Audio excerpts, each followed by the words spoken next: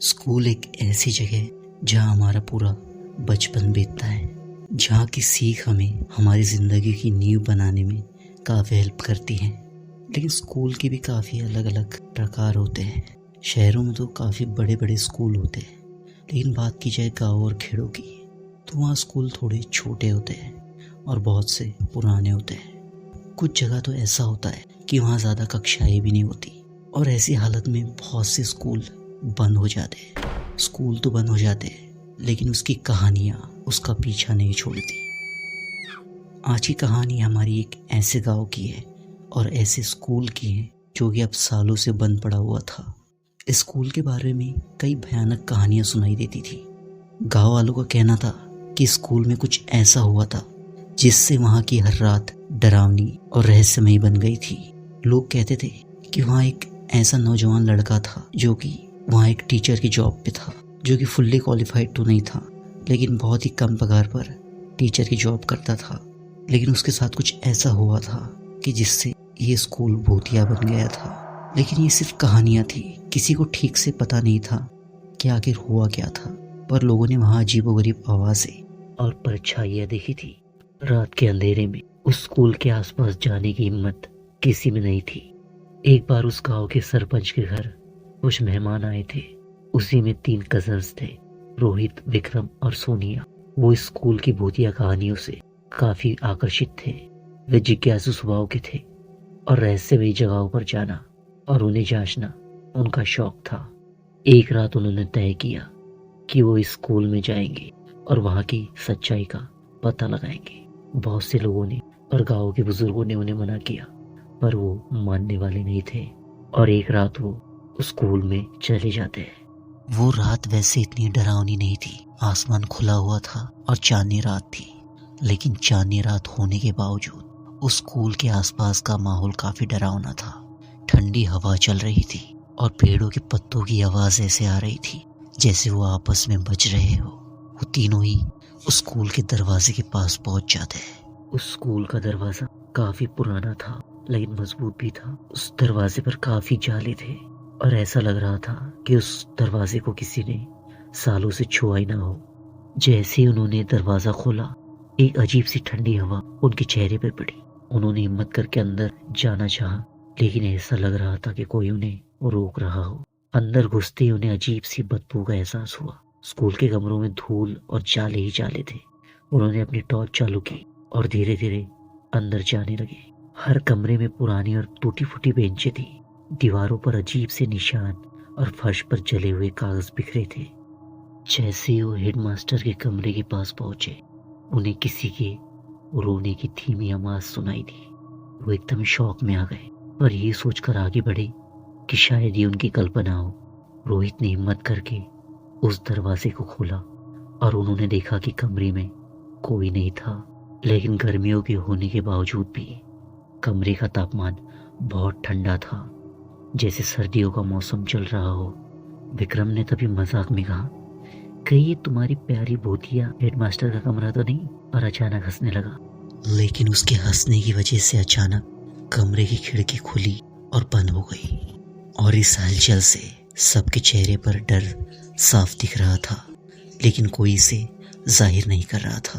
लेकिन अचानक सोनिया को ऐसे महसूस हुआ कि जैसे कोई उसके पीछे खड़ा है।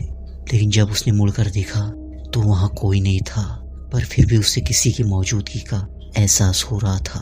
उसने डरते हुए अपने कजन से कहा, मुझे लग रहा है कि कोई हमें देख रहा है। तभी विक्रम को लगा कि कोई परछाई उसके बगल से गुजरी है। उसने अपनी टॉर्च उस परछाई की ओर घुमाई, पर वहाँ कुछ नहीं था। वो सब समझ गए थे कि मामला गंभीर है। घबराहट होने के बावजूद रोहित ने उस हेडमास्टर की पुरानी फाइलें देखनी शुरू की। उसमें एक पुराना पत्र था जिसमें लिखा हुआ था कि सालों पहले एक शिक्षक ने स्कूल में आत्महत्या कर ली थी क्योंकि उसके कुछ छात्रों ने उसे काफी बेइज्जत किया था। लेकिन छात्र एक टीचर को बेइज्जत करे, इसमें आत्महत्या की क्या बात होगी? लेकिन वो टीचर था ही कुछ ऐसे स्वभाव का। दरअसल वो लड़का बचपन से ही काफी अकेला रहता था, ज्यादा किसी से बातचीत भी नहीं करता था, इसलिए गांव वाले उसका काफी मजाक उड़ाते थे और इसी वजह से उसने घर से बाहर निकलना भी बंद कर दिया था। यहाँ तक कि वो अपनी पड़ोसियों से भी बात नहीं करता था और डिप्रेशन का शिकार हो गया था। लेकिन फिर भी वो पढ़ाई में काफ़ी अच्छा था और इसकी वजह से उसके माँ बाप ने काफ़ी मिन्नतें करके यहाँ के स्कूल में उसे टीचर की नौकरी लगा दी थी और स्कूल के हेडमास्टर ने भी उसे काफ़ी कम पगार पर नौकरी पर रख लिया था। वो पढ़ाता तो काफ़ी अच्छा था लेकिन सिंपल लड़का था। इसके वजह से छात्र उसका मजाक उड़ाते थे और उस दर्द को सहन न कर पाने के कारण उसने अपनी जान ले ली थी। कहा जाता था कि उसकी आत्मा आज भी स्कूल में भटकती है और उसने प्रतिज्ञा की थी कि जो भी यहाँ आएगा उससे भी उसकी तरह ही दर्द सहना पड़ेगा। जैसे उन्होंने पत्र पढ़ा वो सभी घबरा गए। तभी अचानक उनके चारों ओर अजीब सी आवाजें गूंजने लगी, जैसे कई लोग जोर जोर से चीख रहे हो।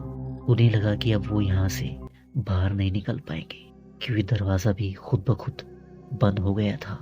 विक्रम ने दरवाज़ा खोलने की कोशिश की लेकिन दरवाज़ा खुल ही नहीं रहा था। तभी सोनिया रोने लगी और कहने लगी, हम यहाँ फंस गए हैं।